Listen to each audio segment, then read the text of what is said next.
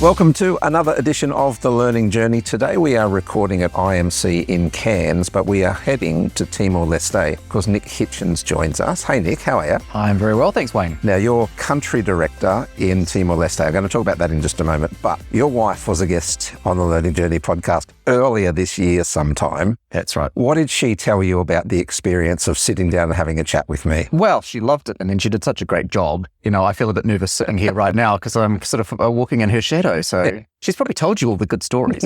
Well, I'll give you, what is it, the rebuttal or, the right to respond, all that sort of stuff. Very good. Country director.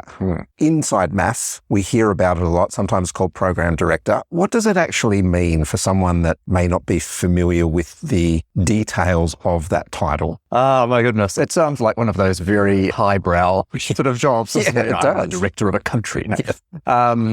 It means that I do everything that needs doing when there's no one else to do it. Right. We're very much there to oversee the team, to keep a good interface between what's happening at the coalface of a MAFI program, to sort of faithfully make sure that we're discharging the remit of MAF. Because all of us work in very remote locations, right? And it's very tempting for us to think we're the only ones, And I sort of have to remind myself a lot of the time, yes, I am on an island in the middle of nowhere. But the reality is that we're part of this wonderful organisation that's broadly spread across the globe and has a common vision and mission. And so it's my role to make sure that we are doing that well. But we're doing that with a local flavour. We're doing that in a way that feels Timorese. There is so much to unpack just in the first answer, Nick. Right. I'm going to enjoy our chat today. I just know it. Before we get to any of that, I want to rewind because as I understand it, your background is actually in broadcasting. I started off with a commerce degree, actually. Okay. And I did people's taxes for a while. And I think one day I woke up and went, I'm going to go mad if I have to do this anymore. So I went to drama school in the UK. And that led me into broadcasting and then some time as a film and television director and then subsequently actually running a small IT company, which came out of that because it was tasked with the role of digitally distributing media. So I had quite a wide variety of mixed professions in my background. Yes. And for the longest time, I kept asking the Lord, how does this all fit together? Yes, because I'm wondering where aviation fits in there. Oh, I love flying as well. I actually started my pilot's license when I was 19. Right. And I did want to be a commercial pilot, but for reasons of eyesight back then, I couldn't. The reality of it all was that when I ended up with this job, and we can talk about how I ended up as the country director in a minute, because that's kind of interesting as well. But when I ended up in this job, I suddenly realized what God's been doing for the last 30 years and how all of these things were woven together in this really unique role, which actually means that I wear kind of all those hats simultaneously. Yeah. I love it. You're doing my job for me. You're already, forward planning in terms of the next question. So let's go there then, Nick. How did you get to be country director from accounting and doing people's taxes to being in Timor Leste, an island kind of off the north of Australia, flying planes? I was going to say the managing the country, but that's probably not correct. Managing the program that's in the country. How did that happen? Well, my lovely wife and I were sitting talking back in 2019, and I was in a particularly stressful time at work. And she said to me, okay, look, if you could do anything in the world, what would that be? And I said, well, I would fly airplanes and I would love to fly airplanes for Mac. She said, well, why don't you do it? I said, it's completely impossible. I'm so enmeshed in my current role. Anyway, she said, well, I think you should give it a go. So she encouraged me to give that a go. And when we got back from our holiday, I duly sent off an email to MAF New Zealand. And they told me how hard it is to get into MAF and they did their absolute best to dissuade me. But we say it's a bit like, getting on a train. Once you get on the train, it's just going. Right? You really don't have much control over where you end up. You just get on and then eventually you end up there. And before we knew it, in early 2020, so literally like less than 4 months after we had first contacted MAF New Zealand, which is unheard of in the MAF world, we found ourselves in Mariba. And I was starting some continuing training as a MAF pilot. And my intention absolutely was just to go and fly airplanes for MAF. Had no other aspirations. That, of course, happened right in the midst of COVID, when pilots were being laid off left, right and centre, and the world's getting shut down, and all these crazy things are happening. But through a process which I will say was challenging, we ended up being asked if we would consider going to Timor Leste as a pilot. And so, yes, I ended up there in April of 2021. By September of 2021, the existing country director had decided that for personal family reasons, they were actually going to have to leave. And so a vacancy became available. There was another chap there at the time who actually took over the role of acting country director, and he was busily doing that when he and his wife quite unexpectedly and unfortunately were involved in a road traffic accident. Wow. I kind of had a baptism by fire because I was kind of the next guy down at the time, and it became my role to get them medevaced out of Timor Leste back to their home country. And I can remember Norm Baker saying to me, well, basically that was your interview, you know. So I did actually officially apply. Yeah. And then, you know, just a few short months later ended up taking over. So it was not by intention, but it certainly seems to be by the Lord's design. And I feel like we've absolutely ended up where we should be. Tell me what, through that journey, so you're now country director in Timor Leste, tell me what you learnt about Nick Hitchins through all of that. Oh, wow. What did I learn about Nick Hitchins? I learned that Nick Hitchins likes to be in control of things. Okay. And I think when you're working in those kind of environments, you have to learn the hard way that you just are not. You know, in the end, it's about what is God doing here?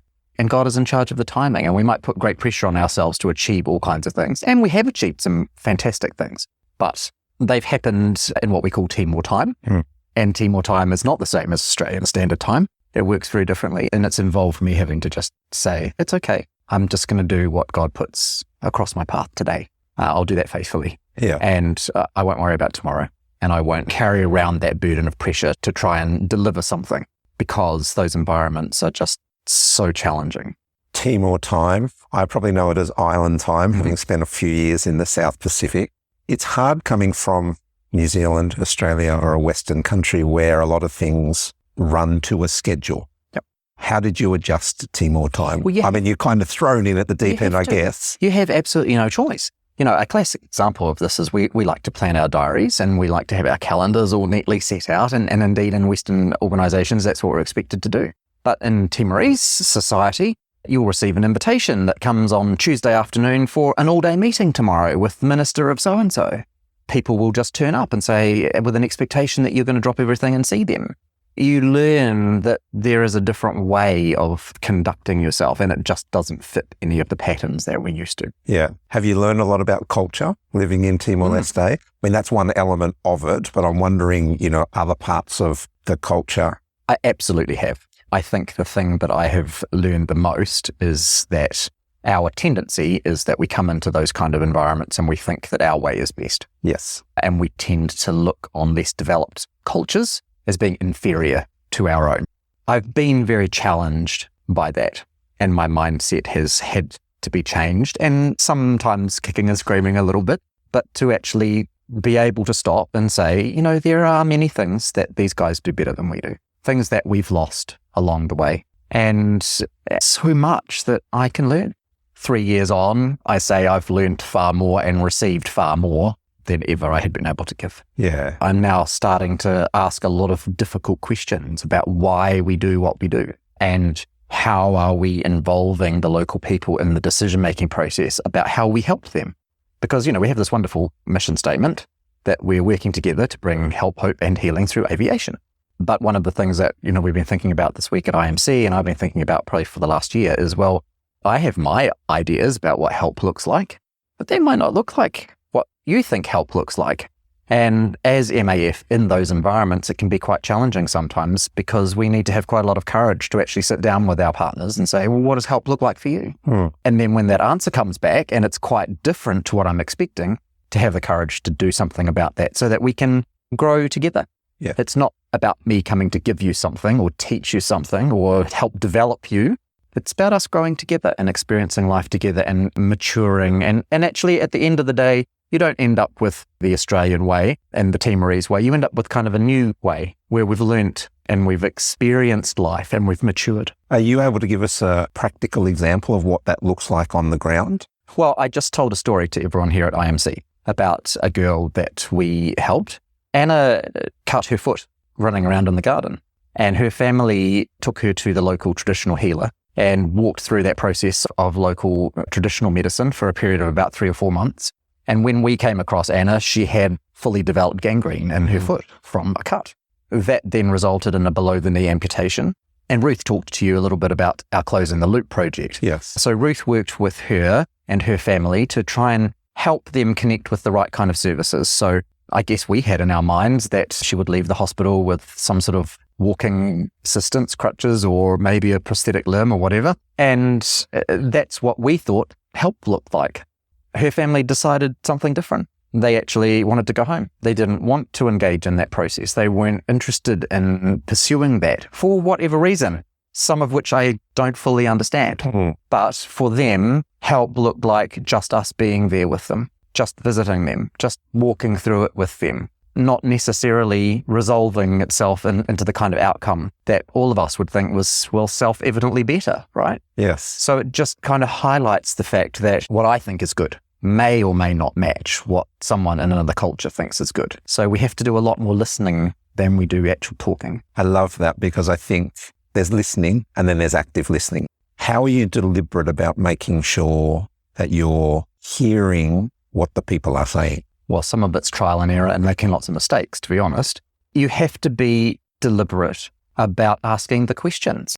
My staff are great. Now we have far more Timorese staff than we have international staff. So, one of the roles of country director is to realize, well, I'm actually not the subject matter expert on Timor. They are. And I may be in charge of helping to guide the ship, but I would be a foolish captain if I didn't listen to my crew. And so to take on board the stories that they tell us, to develop enough trust with them that they feel safe enough, in a hierarchical culture like that, for our team members to come to us and say, actually, we don't think you're doing this right. That's almost unheard of. You just don't say that to the boss. So we're transforming culture at the same time as we're trying to respect and work with existing culture. So at the culture within my team, I've had to take them on a journey that says, well, actually, it's not healthy for you just to treat me as, well, they call me chief. You can call me that, but let our relationship be more mutual, where you actually have the right to come and talk to me about something and to offer me advice, because I want to hear that. I want to learn. And it's taken time to develop that level of trust. But because we can now understand, work more closely, be far more effective, ask more of those right questions, and just be on that pathway of continual learning. I wonder, somebody who might not be a country director, but they're in a position where they're actually leading somebody. So they could be a manager leading a team, could be an individual, leading another individual. I wonder, from your years of experience and maybe from the last 3 years in Timor Leste, are there kind of like 2 or 3 things that you can highlight as being essential in addition, to the listening that we've just spoken about?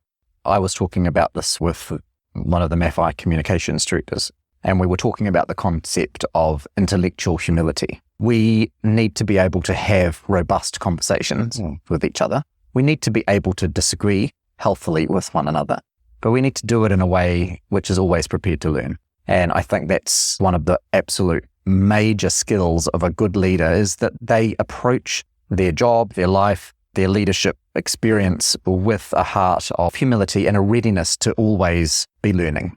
And I think the concept that, we espouse in Christian circles of servant leadership, I'm not there to advance my own agenda. I'm actually there to look at you, to see you, and to help you become the best version of yourself that you can be. And it's really interesting when you talk to my team. This really shocked me when I started doing performance appraisals with them. I'd say, what's the best thing about working for MAF? And they gave me 2 answers. They said, the best thing about working for MAF is devotions every morning, because we never get the chance to talk about this stuff. We go to our churches and we just get told things from the front. We don't actually interact with the Bible for ourselves. So that was a good learning point for me. The second thing they said that they loved about working for MAF is that I asked them what they did on the weekend. And again, you think, what an innocuous thing, right? But it meant so much to them that I could see them as people, not just as resources, and that I was really interested in what made them tick. If you can journey with a heart of humility and be ready to learn, and you can take an interest in the people around you, then you become a good leader. And maybe the third one is to be able to always hold on to the reason for being there, right? Because you are in a ship and you're going somewhere. And if you're spinning the wheel left and right all the time, then you end up kind of going around in circles or going nowhere. So to be able to listen to the team, involve them in the decision-making processes as well, but to collectively, clearly hold tight to the vision of where you're going. Can you talk to us, Nick, about rest? Because I talk to many people within MAF and their schedules are full to overflowing. There's not enough hours in the day nor hours in the week to get everything done. And the pastoral part of me is concerned about them taking care of themselves and finding the time and being deliberate about having the time for rest. Right. So what does it look like for you? How do you switch off when you are leading a team, you're a dad, you're a husband, there's responsibilities, there's expectations, there's all of that. Where does rest fit in? How do you make it work? When you have worked the answer to that out, could you please let me know? Because I do struggle with that. This job is an unrelenting job. There's always something going on. There's people calling you at every hour of the night. I think it has to be safeguarded in small increments. For me, it's a kind of a psychological thing. When I come home, I close the gate and I put the padlock in and I click it shut. And it's just my way of actually saying, I'm just closing myself into my family space. And yes, I still have the boys and Ruth, and, you know, that comes with its own challenges, raising a family.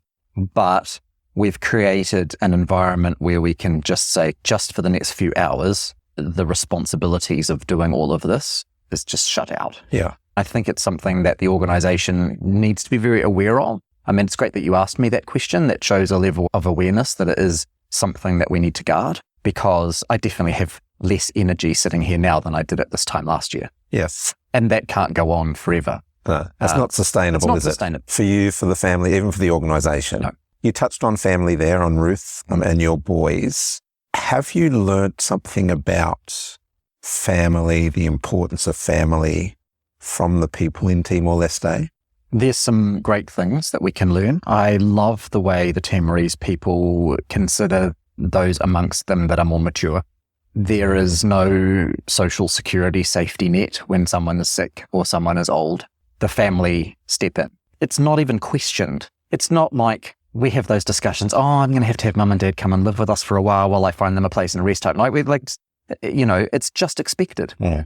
For the rest of their life, most Timorese people are sending money home if they're working overseas, or if they're lucky enough to have a job, which most don't, let's face it, they're funding the wider family. So it's the idea of the collectivist society, which is very, very different from our very individualistic view. You know, I love the fact that I could, in theory, send one of my sons out to go and get a great job, and then he supports me into later life. I'm just hoping that's rubbed off, right? That we might be the beneficiary of some of that. Yeah, we're best happy having those conversations now. Right, exactly. I'd suggest, yeah. Dreams are free, right? Yeah, that's it. They are. I'm not sure it's happening in my household either, but that's okay. Hey, Timor-Leste is not an easy place to get to. No. It's quite a challenge to get there. And when you're on the ground, you know, it can be a challenge, as we've touched on today. What keeps you going? What keeps you moving forward? What stops you from putting your hands up in those moments where anyone who's worked cross-culturally goes, oh, I've had enough, that's it, I'm done? We know we are where we're meant to be. That's a deep knowing for both Ruth and I. Less so for our boys, because they have their own dreams and they have their own futures. Right now, it's walking alongside us, but we encourage them to say, you're not stuck here forever. And sometimes they feel that. But Ruth and I know we are where we're meant to be, and we know we're doing what we're meant to do. And that actually gives you a tremendous, peaceful settling in what is a tumultuous environment. So I think that's really, really important. It's the love of the people. It's an excitement about seeing what God's doing. It's a celebration of the small little victories that you see along the way. And learning to see those has been another gift of that. You know, we're always talking about big things in terms of our strategic plans, but it's not really the big things that actually keep you going. It's seeing those small little things, the little personal interactions, the one-on-one experiences. Ruth has them more than I do, actually, when she's visiting people in the hospital. You know, people who just stop and look at you and say, thank you. Thank you for taking the time to love me.